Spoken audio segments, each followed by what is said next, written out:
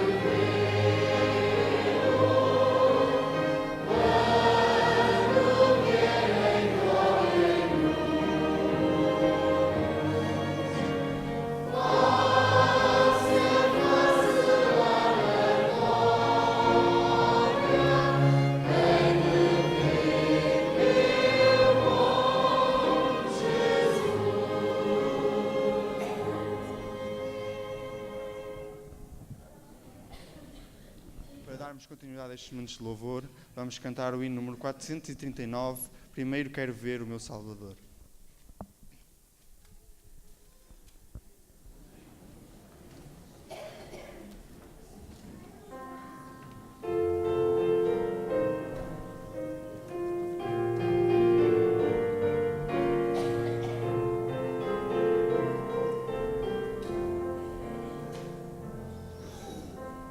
Ansaio ver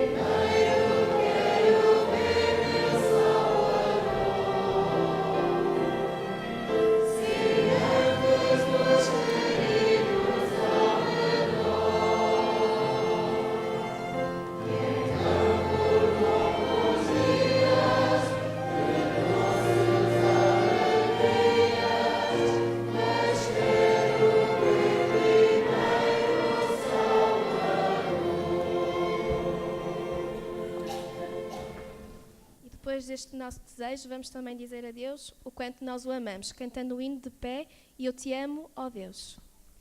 579.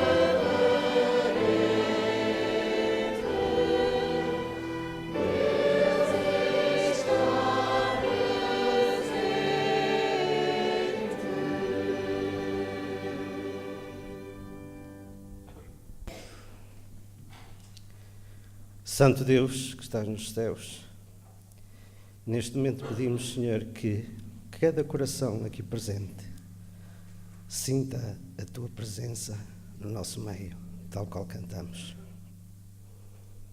Peço que abençoes todo o Teu povo. Aqueles que estão tristes, ajuda, Senhor, a continuar a confiar a sua vida a Ti. E a sempre, como Teus filhos, possamos um dia ter a alegria de viver contigo na pátria celestial. É que humildemente peço por Jesus Cristo. Amém.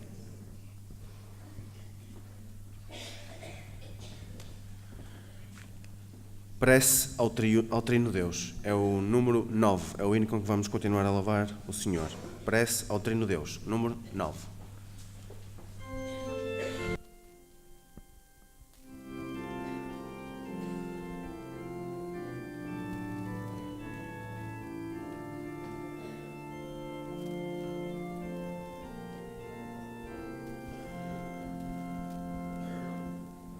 Oh,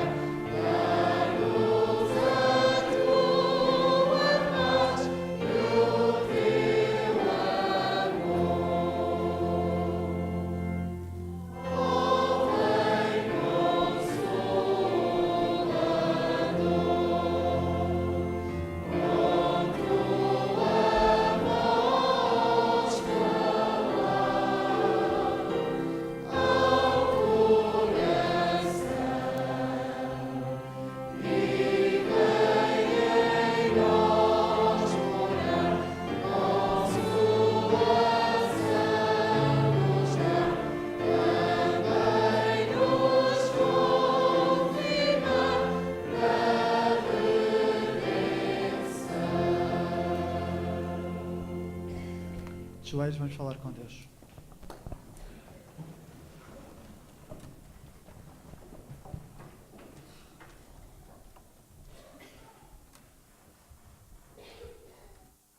Pai querido, estar mais altos céus, dou graças, Senhor, por este ser sábado, por nos dar a possibilidade de nos podermos reunir na tua casa, Senhor, para honrar e glorificar o Santo Nome, ó Pai.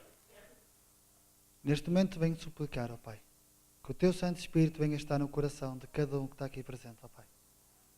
Que nos dês a força, Senhor, de abrirmos o nosso coração, para que realmente o teu Santo Espírito nos possa convencer do pecado, Senhor, e com a sua força, Senhor, possamos ter uma vida mais de acordo com a tua vontade, ó Pai. Te peço uma bênção muito especial para o pregador desta manhã, Senhor, o nosso irmão Joel Ferreira. Que ele possa ser utilizado pelo teu Santo Espírito a trazer uma mensagem que nos ajude a todos nós, Senhor, a refletir na nossa vida pessoal e com a tua ajuda, Senhor, a termos uma vida mais de acordo com a tua vontade, ó Pai. Neste momento me lembro daqueles que estão doentes, tanto fisicamente como espiritualmente, que também os possas consolar nesta hora de culto, Senhor. E também que nos ajudes a nós a irmos visitá-los. É tudo quanto peço e agradeço, nos méritos de Cristo. Amém.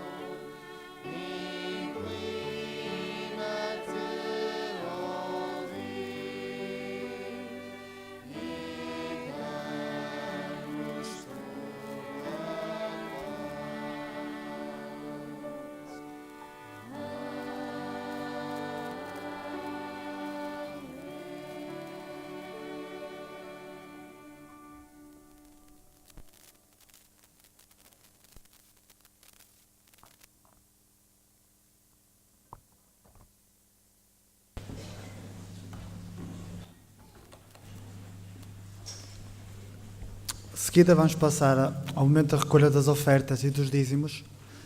O dia de hoje a oferta é dirigida à liberdade religiosa. Mas antes de iniciarmos o momento das ofertas e do dízimo, o nosso irmão Pedro Pinto irá ter uma leitura.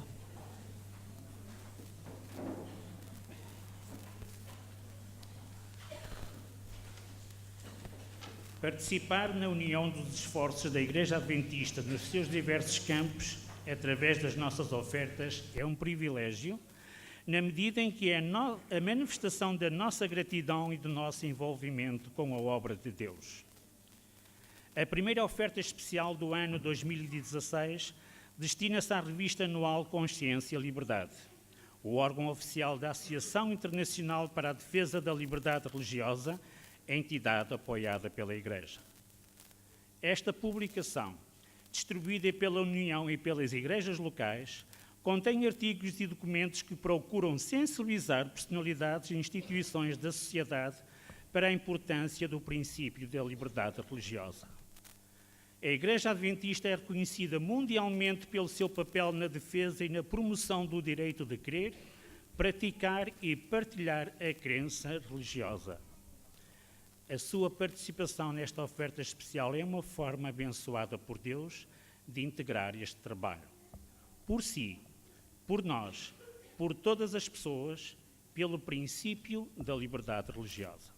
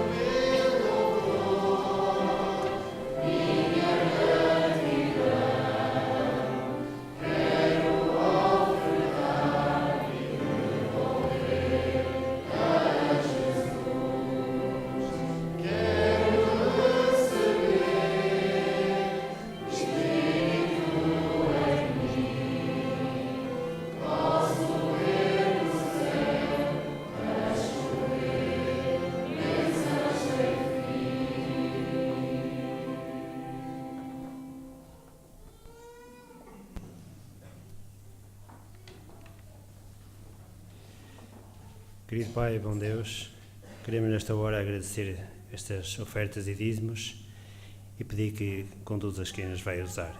Seja tudo em tua santa e divina vontade, em nome de Jesus Cristo. Amém.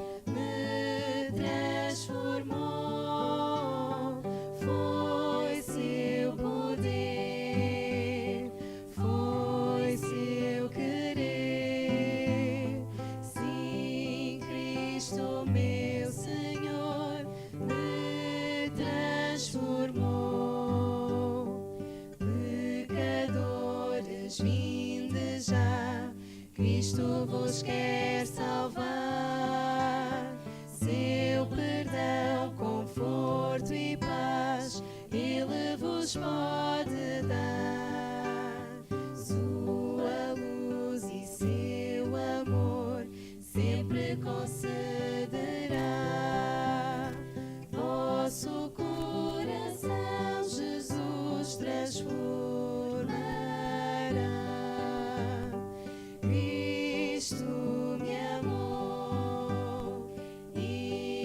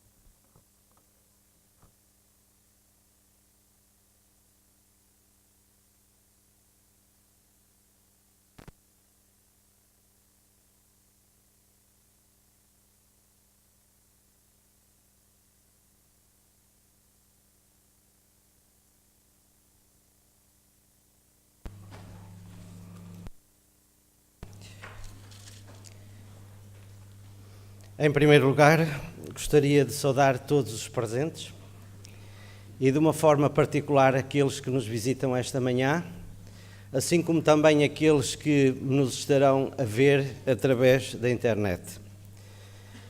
Gostaria também de agradecer a todos aqueles que já participaram neste culto esta manhã e foi com alegria e com prazer que pude ouvir e ver, desde os instrumentistas até os que cantaram, todos com certeza tiveram o ensejo de honrar o nosso Deus. E é nesse propósito também que eu estou aqui esta manhã. É lógico que é sempre uma situação que não é fácil para quem fala, mas eu acredito que o Senhor dirige os homens, por muito fracos que sejam, e Ele procura transmitir a sua mensagem ao seu povo. Provavelmente já analisaram, já viram o boletim e o título que eu pus no tema desta manhã é Onde Estás? Não sei se já repararam, isso encontra-se no livro de Gênesis, capítulo 3, versículo 9. O tema que eu preparei esta manhã é muito para pessoas que conhecem a Bíblia, mas se por acaso tiver alguém que nos esteja a ver e que não está muito conhecedor, eu aconselho, tomem notas, eu vou apresentar os textos, porque eu vou-me cingir só à Bíblia para esta manhã. E vou apresentar os textos e depois podem consultar se quiserem. E então a pergunta onde estás, encontra-se no livro de Gênesis, capítulo 3, versículo 9. E chamou o Senhor a Deus o homem e lhe perguntou, onde estás? Meus amigos, já há muito tempo que esta pergunta tem-me feito pensar. E é mediante esse pensamento, mediante esse desenvolvimento deste onde estás que me fez chegar até aqui, a esta hora. Não sei se já repararam, mas esta é a segunda pergunta que aparece na Bíblia. As primeiras perguntas que aparecem na Bíblia estão as duas no capítulo 3 do livro de Gênesis. A primeira é a pergunta que é lançada a Eva, pela serpente, e a segunda é esta, que é Deus a questionar Adão. Eu não sei o que é que vocês pensam desta pergunta, mas não acham que ela é pertinente? Deus tinha, vamos à história, Deus tinha colocado Adão num lugar de sonho real. Para nós é sonho, mas para ele era real. Porque não temos dúvidas que era o lugar ideal para o homem viver. Não lhe faltava nada, tinha o sustento assegurado, a família, e gozava de perfeita saúde. E tinha paz com todos os que rodeavam. Portanto, todos aqueles que conhecem o livro, a narrativa do Gênesis, aceitam perfeitamente esta afirmação. Adão estava no local ideal.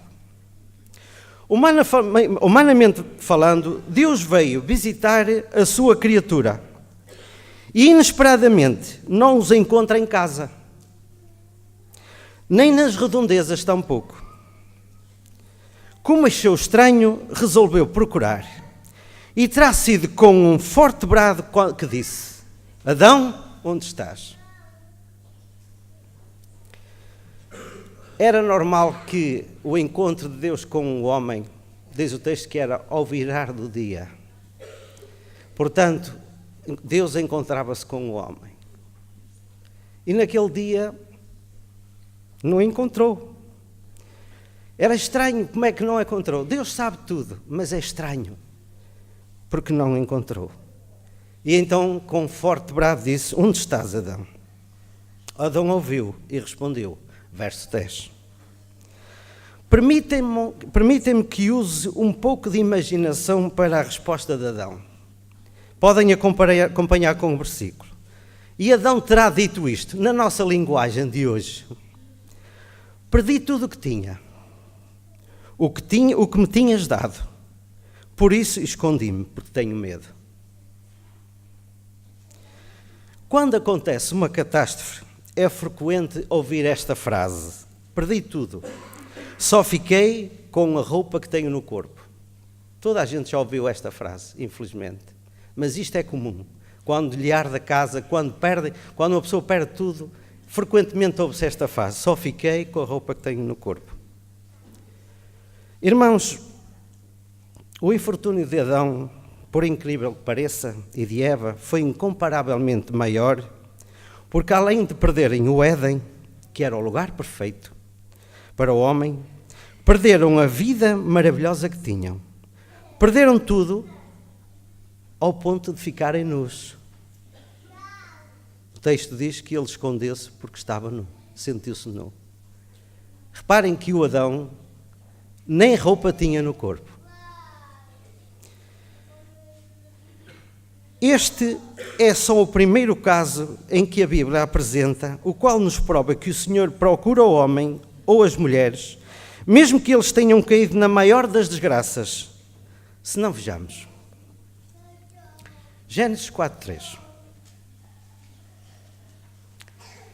Disse o Senhor a Caim: Caim, onde está o teu irmão? Mais uma pergunta. Para a época, foi a coisa mais horrorosa que ainda hoje continua a ser uma das coisas mais terríveis, é o de alguém matar o seu irmão. Caim constituiu-se no primeiro homicida, mas mesmo assim, Deus veio junto de Caim e formula a mesma pergunta que fez a Adão: onde estás? Parece que o texto não está bem assim, mas reparem e vejam se concordam comigo. Deus, que é onisciente, como tal, sabia perfeitamente onde se encontrava Abel. Portanto, não era o falecido quem se procurava.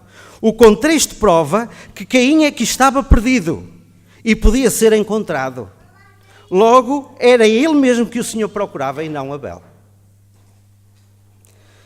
A Bíblia está cheia de relatos e acontecimentos onde Deus teve que intervir, direta ou indiretamente, para alterar o rumo da história a fim de salvar a raça humana.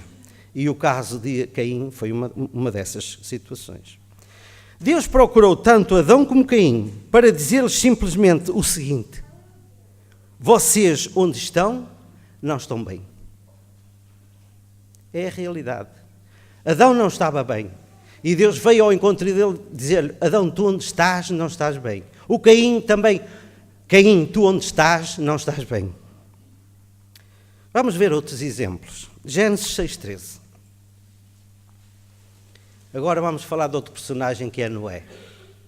Eu leio assim: então disse Deus a Noé: resolvi dar cabo de toda a carne, porque a terra está cheia de violência dos homens. Eis que os farei perecer juntamente com a terra. Agora, versículo 14, primeira parte. Faz uma arca de tábuas de cipreste, etc, etc, etc. Versículo 18. Contigo, porém, estabelecerei a minha aliança. Entrarás na arca, tu e a tua família. Reparem se a mensagem aqui não se repete. O que é que Deus está aqui a dizer a Noé indiretamente? Está a dizer: Noé, onde estás, não estás bem. Por esse facto disse o Senhor a Noé: entra na arca, tu e a tua família, capítulo 7, versículo 1. Porque reconheço que tens sido justo diante de mim no meio desta geração. E, portanto, onde estás, não estás bem. Tens que sair daí. Diz o texto sagrado que após o dilúvio, Deus fez uma aliança com Noé. Primeiro, abençoa ele e aos seus filhos com uma boa fertilidade, para que se multiplicassem e enchessem a terra. Gênesis 9:1. E que não haveria mais dilúvio. Gênesis 9:11. O plano de Deus para provar que a terra o plano de Deus, para povoar a terra já tinha sido comunicado a Adão. Reparem no sítio, o que é que foi dito a Adão? Sendo fecundos, Gênesis 1:28, sendo fecundos, multiplicai-vos e enchei a terra. A mesma mensagem que foi dada a Adão foi dada a Noé, para que se multiplicassem, porque a geração humana ficou reduzida a uma família só. E a ordem de Deus após o dilúvio foi: multiplicai-vos e enchei a terra. O plano era esse já desde o Éden e foi dado a mesma ordem dada a Adão. Agora reparem no seguinte: sede fecundos, multiplicai-vos e enchei a terra e sujeitai-a. Era este o plano de Deus para Adão. Mas não foi isso o que a descendência de Noé pretendia fazer. A descendência de Noé pretendeu outra coisa qualquer. E vamos ver o quê? Todos nós conhecemos com certeza. Gênesis 11:4. Disseram uns aos outros. Gênesis 11:4. Vinde, edifiquemos para nós uma cidade e uma torre, cujo tope chegue até aos céus, e tornemos célebre o nosso nome, para que não sejamos mais espalhados por onde? Qual era o plano de Deus? Espalharem-se por toda a terra. Qual era o plano da descendência de Noé? Para que não sejamos espalhados por toda a terra. Gênesis 15:5. Perdão, Gênesis 11:5. E eu leio: Então desceu o Senhor para ver a cidade e a torre e os filhos que os filhos dos homens edificaram. Qual foi a conclusão do Senhor? A conclusão do Senhor, quando desceu para ver a descendência de Noé, foi que vocês onde estão, não estão bem. Gênesis 11:7. Qual foi a solução? Vinde, desçamos e confundamos ali a sua linguagem, para que um não entenda ao outro a linguagem do outro. Portanto, reparem, o plano dos homens é juntar-se, criar uma grande cidade e viver todos juntos. O plano de Deus, fazer a separação de línguas para que um não se entendesse o outro e com essa forma espalhar a humanidade. Gênesis 1:8, assim o Senhor os dispersou dali para a superfície da terra. Portanto, o plano de Deus teve que passar por aqui. Desde o Éden, Deus tem posto em prática um plano salvador para a humanidade. Já ouviram falar de Tera? Tera era o pai de Abraão. Gênesis 11:35. Eu leio. 11:31, perdão. Acho que está correto.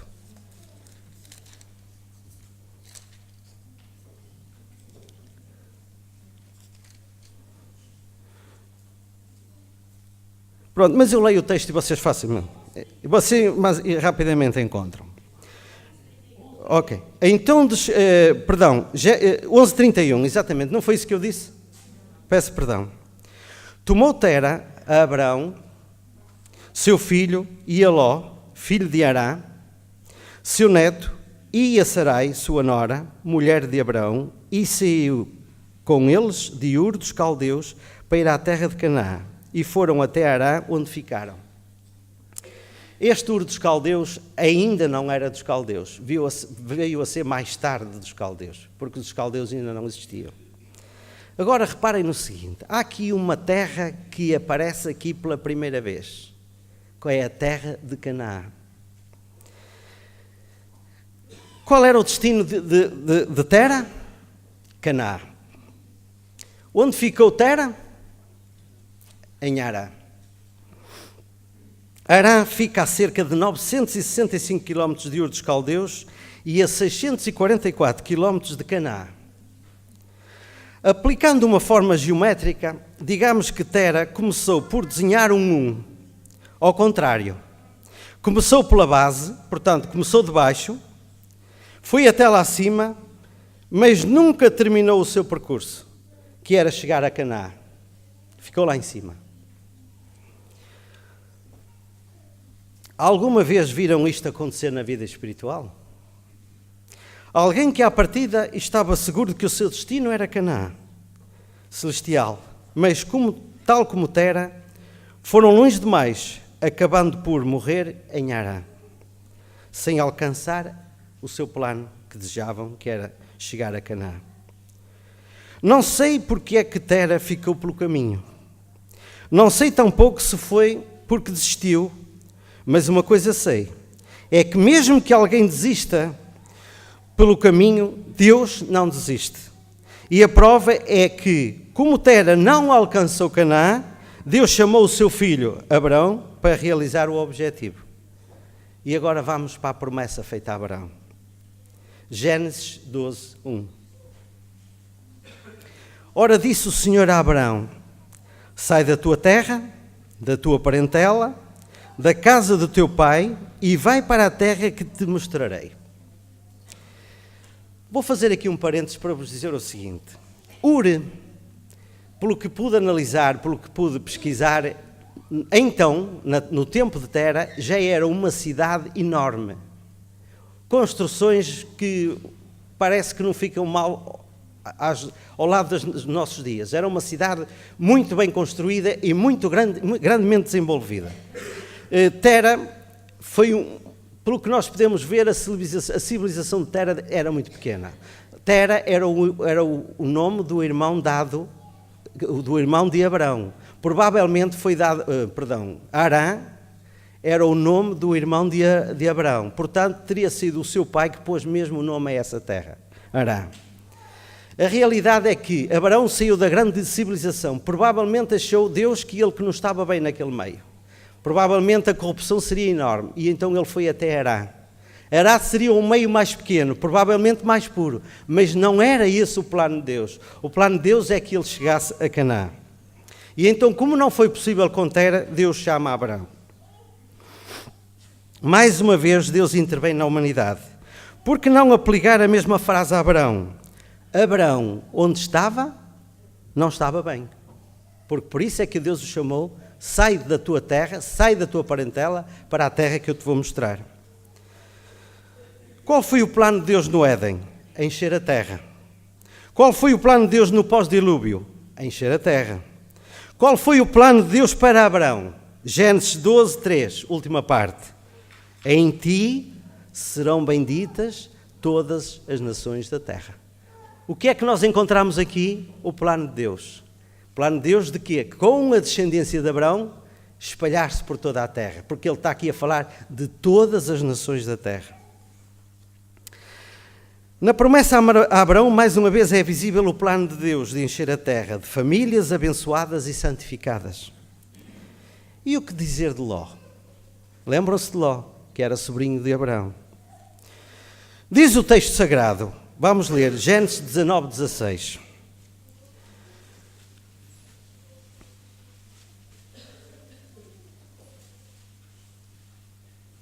Como, porém, se demorasse, pegaram-no os homens pela mão, a ele e à sua mulher, e às suas 2 filhas, sendo o Senhor misericordioso, e o tiraram e o puseram fora da cidade. Os anjos que libertaram a família de Ló da cidade de Sodoma apresentam-se em forma humana.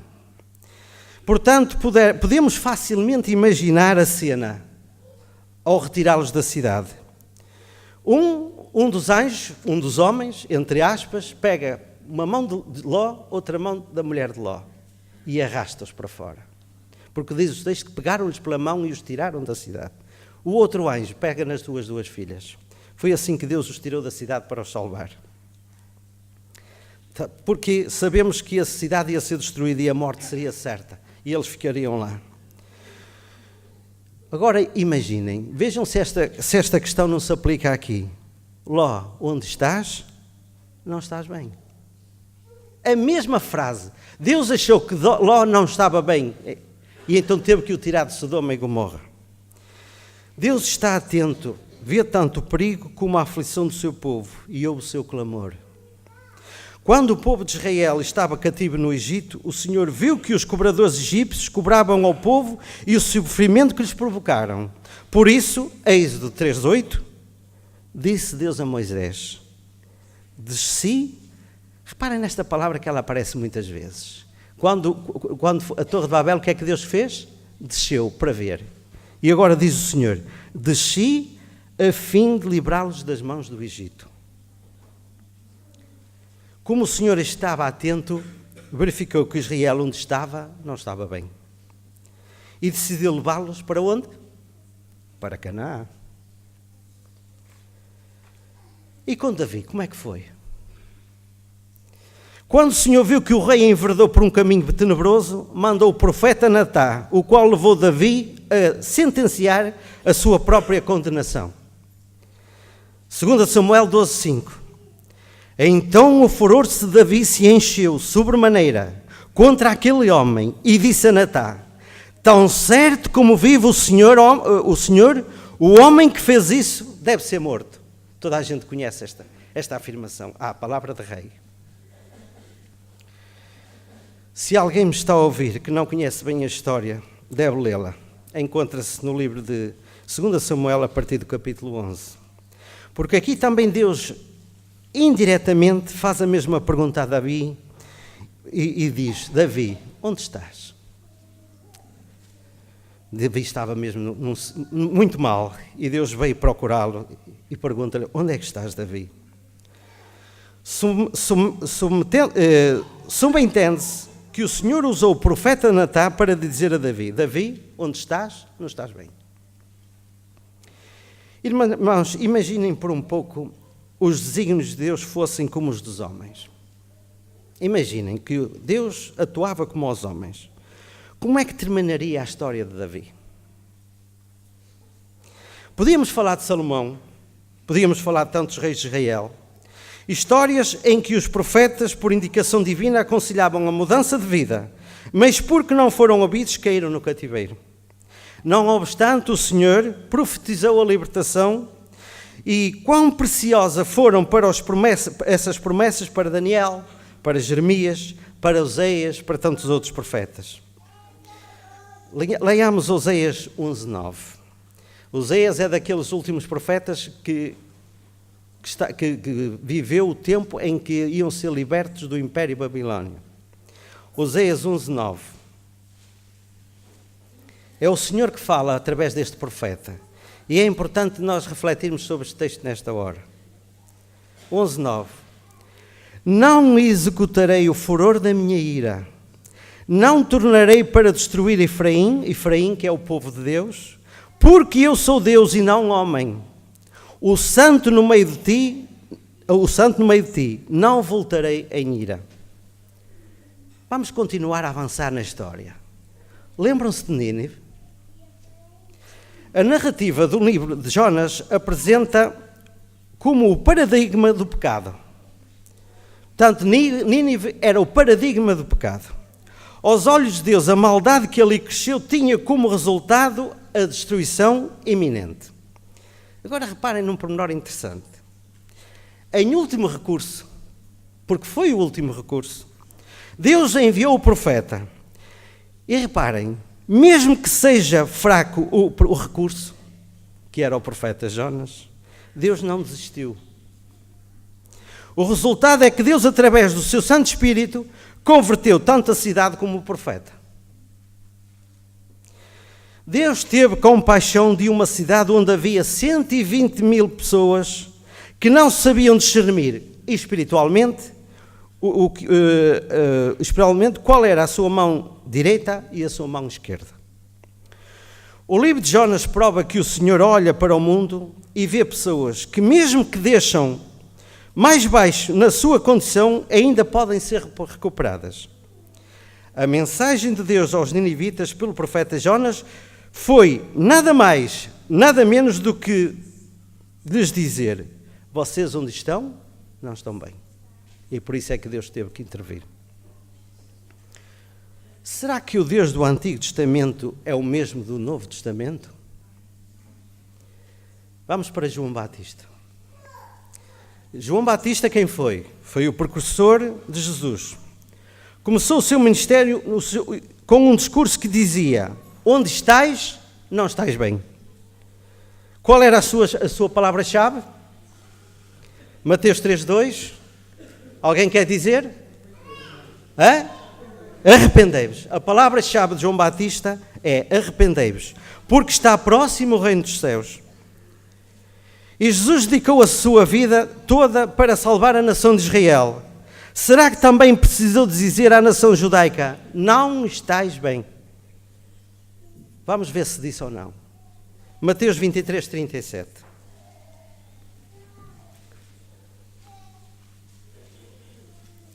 É um texto que conhecemos de cor. O que é que diz em Mateus 26:37? Jerusalém, Jerusalém, que matas os profetas e apedrejas os que te foram enviados. Quantas vezes quis eu reunir os teus filhos, Como a galinha junta os seus pintinhos debaixo das suas asas, e vós não quisestes. Meus irmãos, graças a Deus, porque Ele não desiste. Alguém pode olhar para este texto como um lamento, mas a narração mostra que, na alegoria da galinha e dos seus pintinhos, o sentimento de alguém que nos envolve com grande ternura e que não desiste de chamar. A prova disso deu-se pouco mais tarde. Lembram-se da conversão de Paulo? Vamos ler. Atos 9, 1 e 2.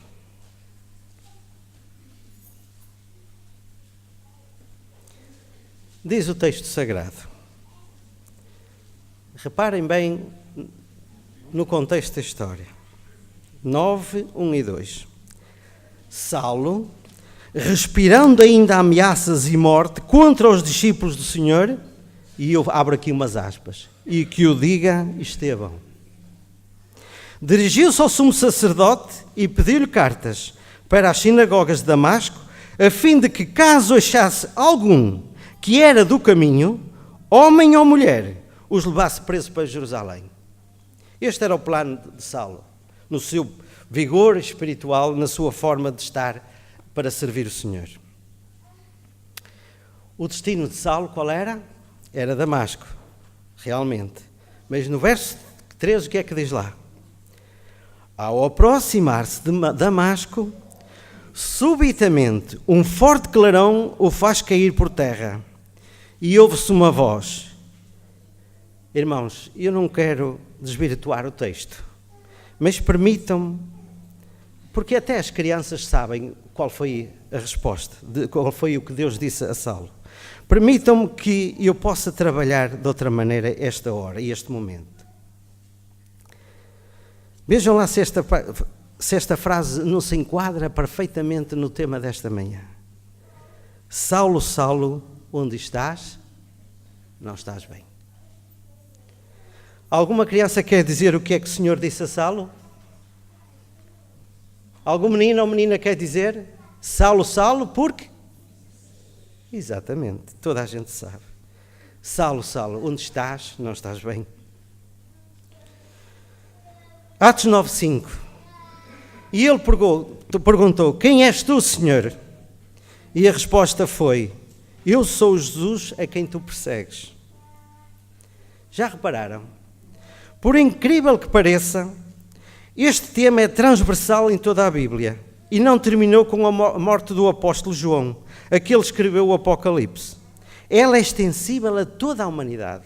Não termina com o Apocalipse, é até aos nossos dias. E é aqui que eu quero chegar esta manhã. Todos aqui acreditam que a igreja de Laodiceia é a igreja dos últimos dias. Vamos ler o que é que a testemunha verdadeira diz. Apocalipse 3, 15 e 16.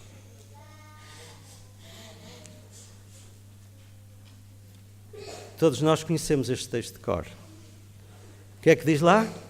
Conheço as tuas obras, que nem és frio nem quente. Quem dera que fosses frio ou quente. Assim porque és morno, e nem és quente nem frio, e estou a ponto de vomitar-te da minha boca. O que é que a testemunha fiel e verdadeira está aqui a dizer-nos? Não é nada mais, nada menos do que os laodiceanos, onde estão, não estão bem. Neste caso, a testemunha fiel e verdadeira não fala para Adão, nem para Caim, nem para Noé, nem para Abraão, nem para Ló, nem para Davi. Ela fala para a igreja dos últimos dias. E está a dizer, tal qual disse a Adão, onde estás, não estás bem. Portanto, meus amigos, se acreditam na palavra de Deus, eu acredito. E acredito que Ele está a falar para mim. E está-me a dizer, Joel, onde estás? Não estás bem.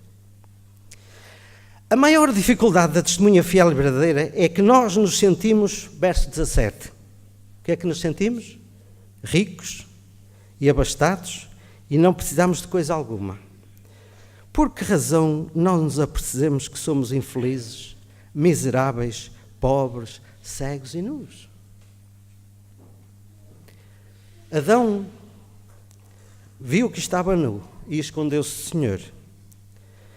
A infelicidade do Lauciano é que está na miséria, na maior das misérias, na pobreza e na cegueira, e não vê que está nu.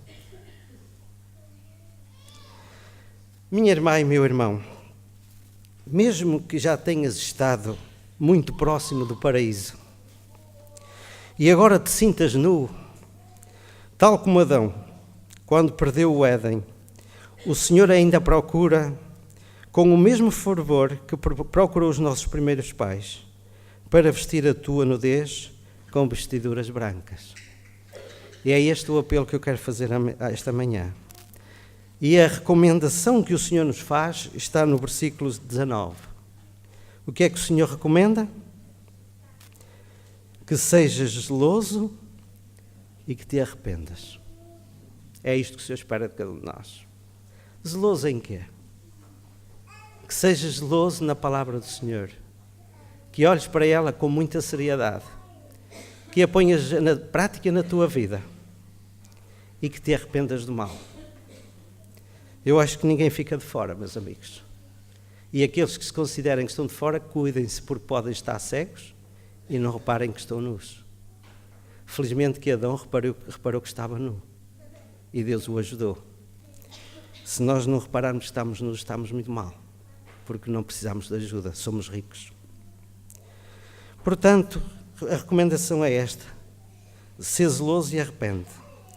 Ele diz a cada um de nós esta manhã, capítulo 3, versículo 20. Eis que estou à porta e bato. Deus foi bater à porta de Adão, foi ou não foi? Foi à casa de Adão, ele não estava lá. E bateu à porta. Andou pelas redondezas, não o encontrou. E então teve que gritar. Mas conseguiu encontrá-lo. E a testemunha verdadeira é mesmo hoje. Ela está à porta e bate. E está a perguntar, onde estás? Se alguém ouvir a sua voz e abrir a porta, entrarei em sua casa e cearei, e ele comigo. Meus amigos, o que é que basta aqui? O que é que se espera de cada um de nós? Basta abrir a porta. Que possamos refletir na palavra do Senhor e que possamos abrir a porta enquanto é tempo, para que Deus nos possa salvar. É a minha oração esta manhã. Amém.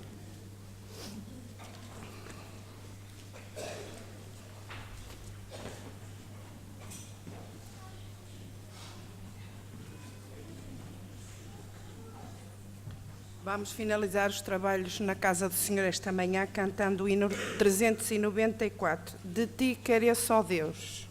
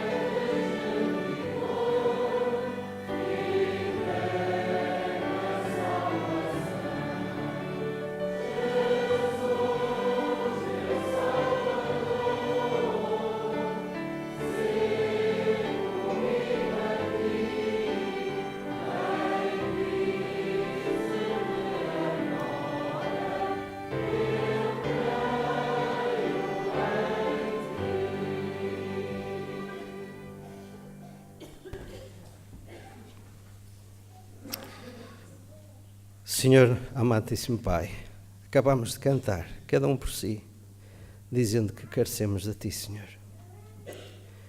Te pedimos que efetivamente possamos abrir a porta, que efetivamente nós possamos ver o caminho que estamos trilhando e assim, Senhor, possamos parar a tempo e ouvir a Tua voz.